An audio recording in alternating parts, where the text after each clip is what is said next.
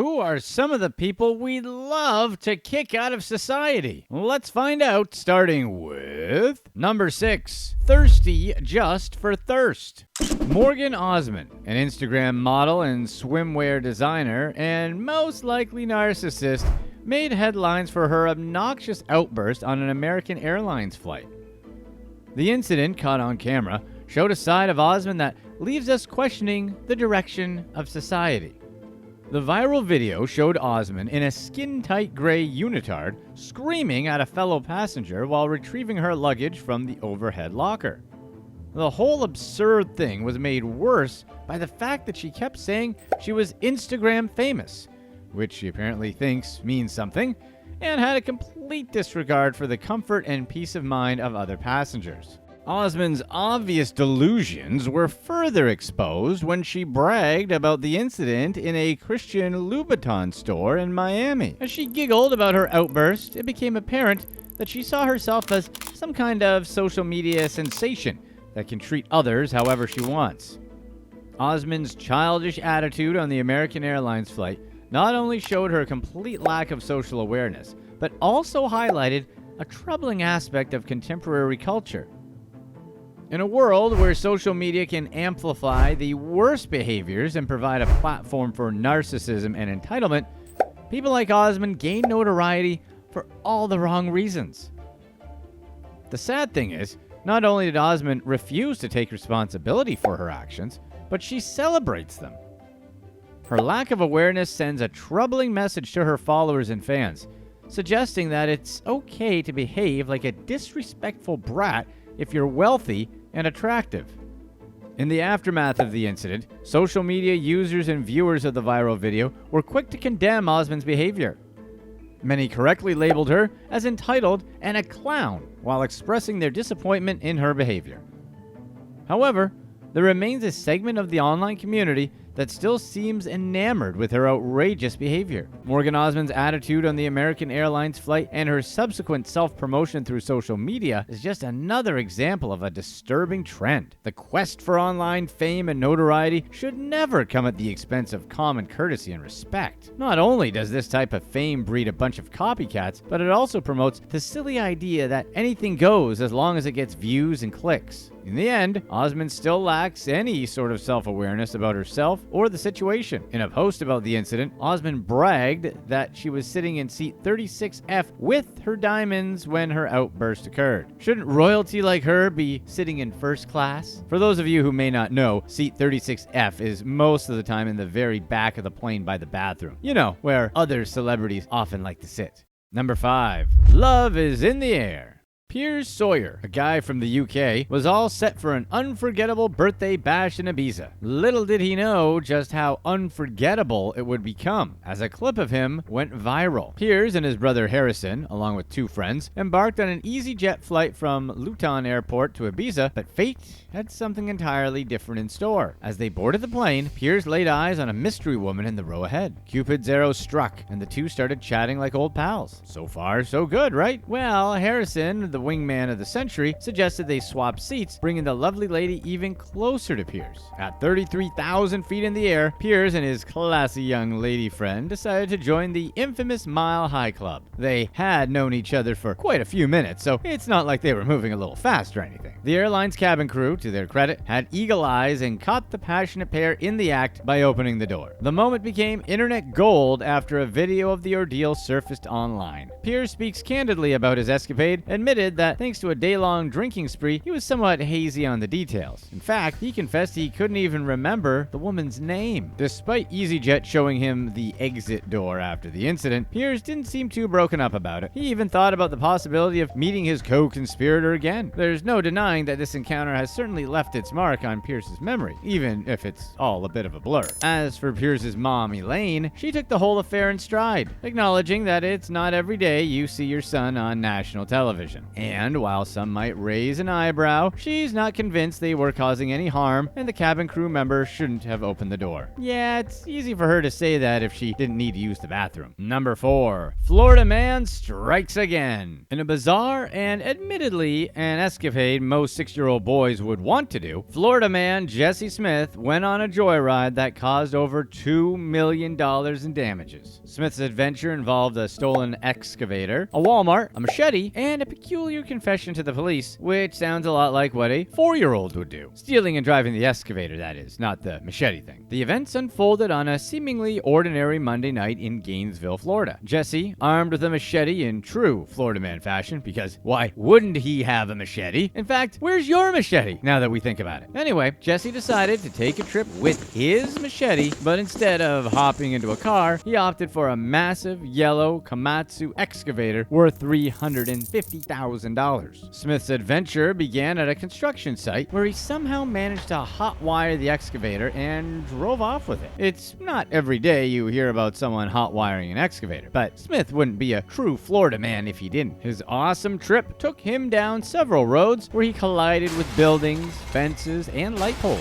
Seriously, who doesn't want to do this? At a nearby storage unit center, Smith extended the excavator's boom to inflict additional damage, damaging or destroying 4 buildings owned by the storage company. However, the most astonishing part of Smith's destructive journey was yet to come. He made his way to a Walmart where the situation took an even more absurd turn. Smith plowed the massive excavator into a loading dock wall before crashing it into the south side of the store, causing extensive exterior damage. Then, after ramming the Walmart with a stolen excavator, Smith fled the machine and ran inside the store wielding his machete. He must have been chopping down those high prices. But his brief reign of machete mayhem didn't last long, as he quickly discarded it. When law enforcement arrived at the scene, Smith told the police that he was on, well, let's call it fun stuff. We know you probably just assumed that a Florida man would hotwire an excavator and drive it literally into Walmart completely sober, and we hope you learned a valuable lesson about assuming. Smith was charged with 6 felonies, including first-degree larceny, grand theft causing damage to property estimated over $1,000.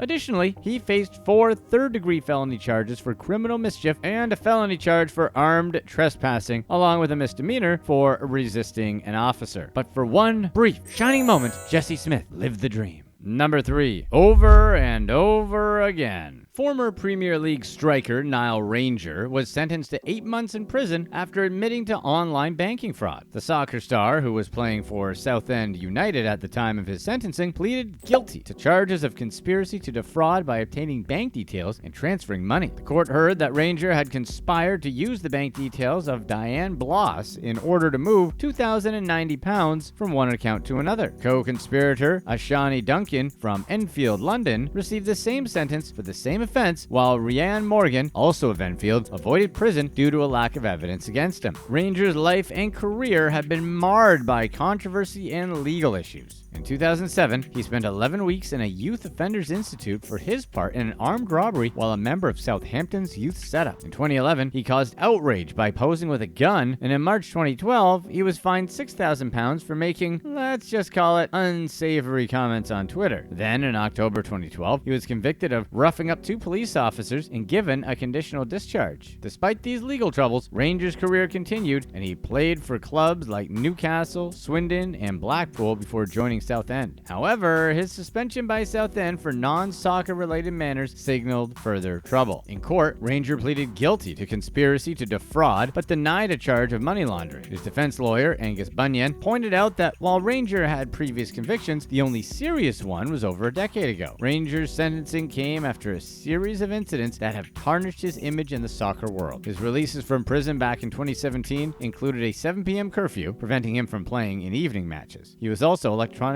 tagged. Nile Ranger has publicly apologized for his past behavior, which is a step in the right direction. Acknowledging his mistakes is a positive move towards personal growth and redemption, but as with any rehabilitation process, actions speak louder than words. Ultimately, Southend United terminated Ranger's contract due to recurring disciplinary issues, further hindering his career. Despite these setbacks, Ranger continued to seek opportunities in soccer, signing with various teams including Spalding United and Boreham Wood. We need to remember that just because someone is good good at playing a game doesn't mean we should shower them with money and praise. Crimes shouldn't be so easily forgiven and excused just because he can kick a soccer ball.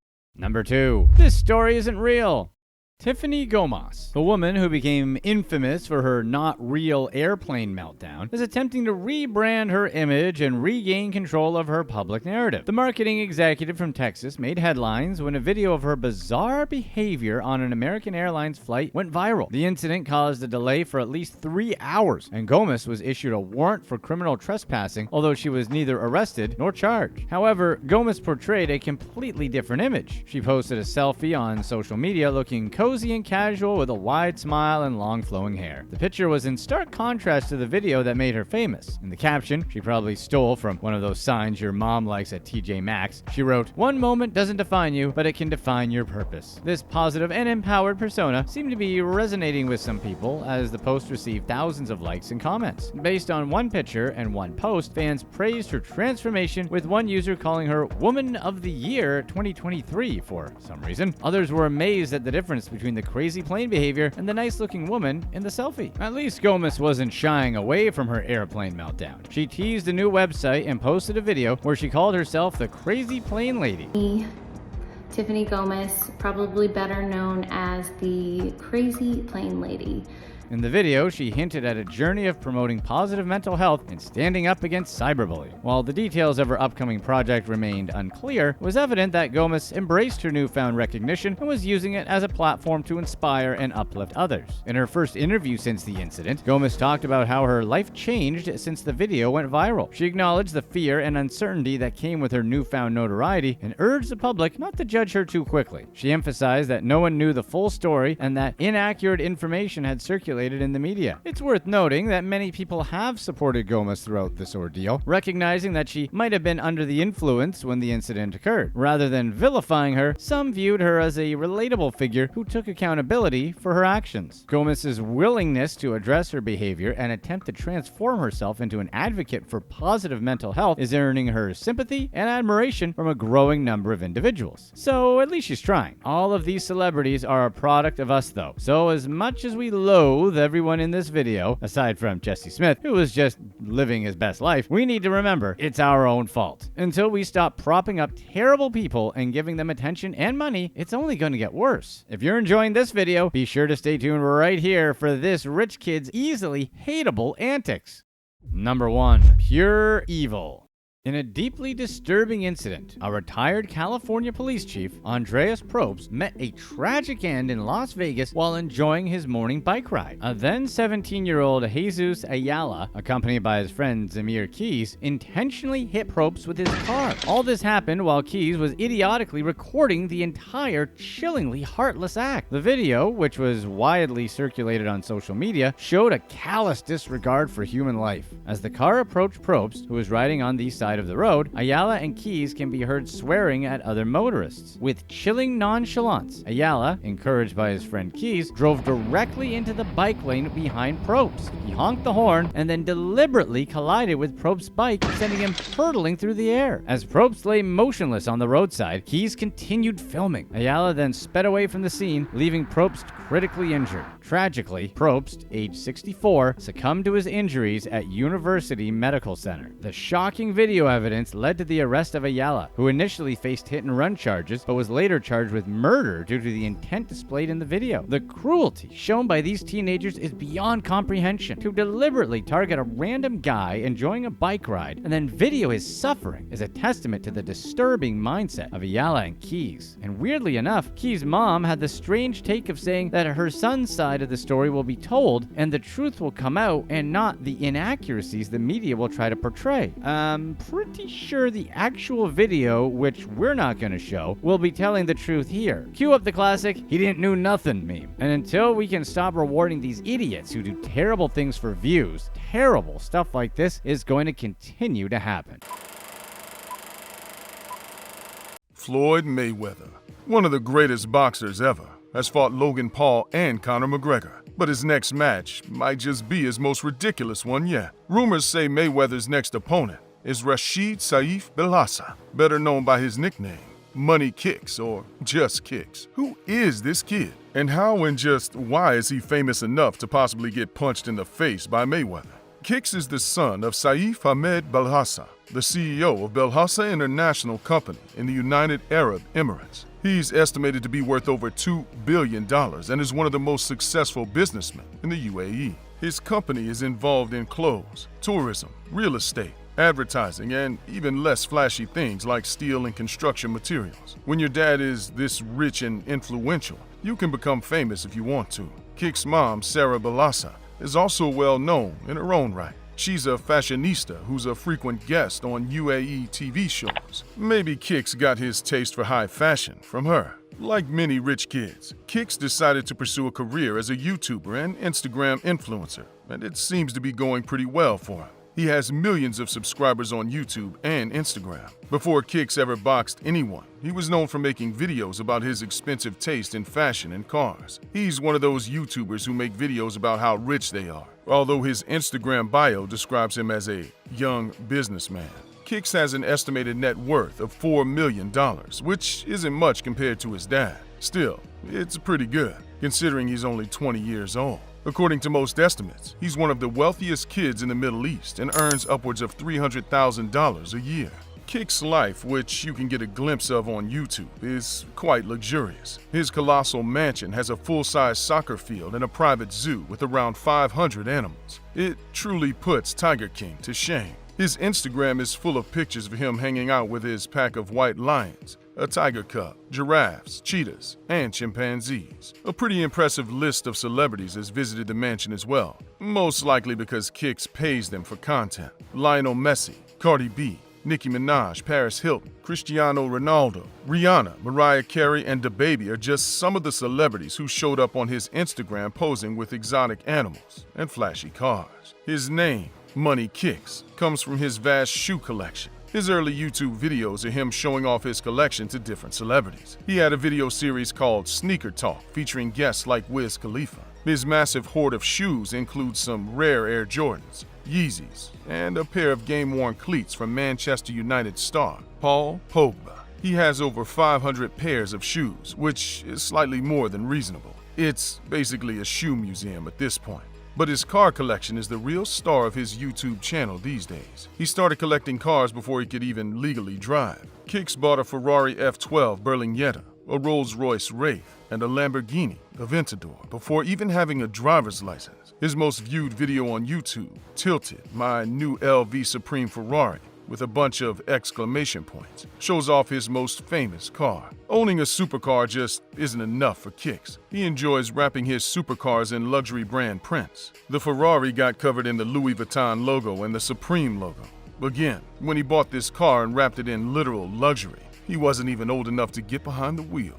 Kicks' rumored opponent, Floyd Mayweather, officially retired from boxing in 2016. However, he has had exhibition matches with Conor McGregor and Logan Paul since then. But what's the point of these matches if he's retired and already recognized as the greatest of all time? Well, Mayweather reportedly made $280 million off of his fight with McGregor, and he made another $100 million off of his bout with Paul. That's a pretty insane amount of money for a single fight, especially a single fight against an opponent who isn't a professional boxer. Apparently, the right amount of money is all it takes to lure Mayweather out of retirement. He described his exhibition battle with Paul as legalized bank robbery. A lot of people would probably agree. Kicks and Mayweather may have met several times in person, and Kicks said that he's a longtime fan of the boxer. There are plenty of pictures out there of Kicks wearing the Money Team clothing, Mayweather's signature brand. It seems as though Mayweather's new opponent may also be one of his biggest fans. Unless the whole fanboy thing was just a ploy to try and get Mayweather to do the fight with him. That is. Kicks said he wants to bring the celebrity boxing trend to the UAE. It's certainly going well in America after all. Is there a possibility that Kicks could actually win? Mayweather famously has a perfect professional record, 50 wins, 0 losses. His career, which lasted from 1996 to 2017, was victory after victory, winning 27 fights by knockout. His exhibition fight against Paul didn't technically have a winner, and as one can imagine, the crowd wasn't exactly thrilled with how it went, and there was a lot of booing at the beginning. Paul himself said he's pretty sure Mayweather was just going easy on him. Paul was 28 pounds heavier and 6 inches taller than Mayweather, not to mention the fact that he's 18 years younger.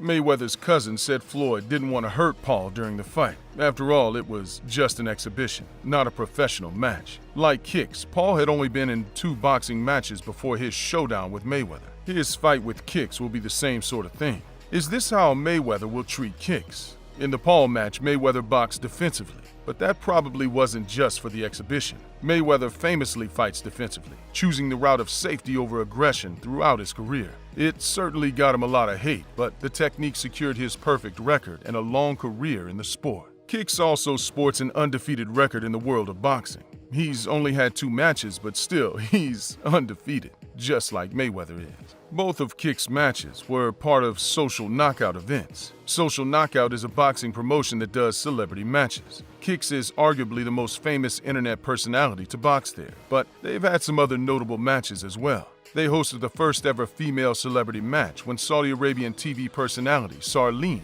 fought against Indian TikTok superstar Yumana Khan. In his first fight, Kicks beat Anas El-Shayed, another United Arab Emirates YouTuber. Kicks won via decision. Then he went on to beat Ajmal Khan, another Middle Eastern influencer. Clearly, Kicks can hold his own with other internet celebrities turned amateur boxers. But does he have what it takes to beat a real boxer? Furthermore, does he have what it takes to go toe-to-toe against the greatest to ever do it? The short answer is no.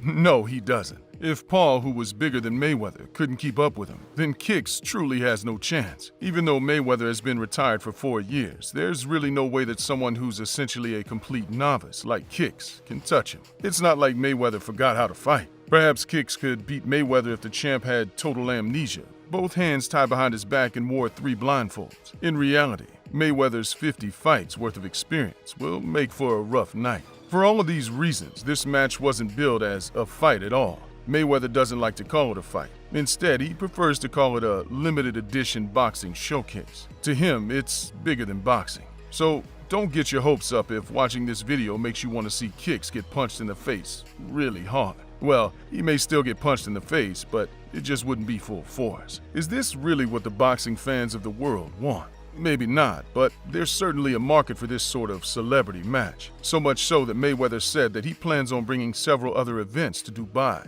Not only that, but he may be doing more exhibition fights in the area, possibly even more than one against Kicks. Although Kicks is known for reaching out to celebrities and flying them to his mansion, it seems as though Mayweather is the one who got all of this started. Kicks said Mayweather's team reached out to him and initiated talks about a potential match. Maybe Mayweather contacted Kicks because he knew he was a fan, or maybe it was because Kicks is the most famous influencer turned boxer in the region.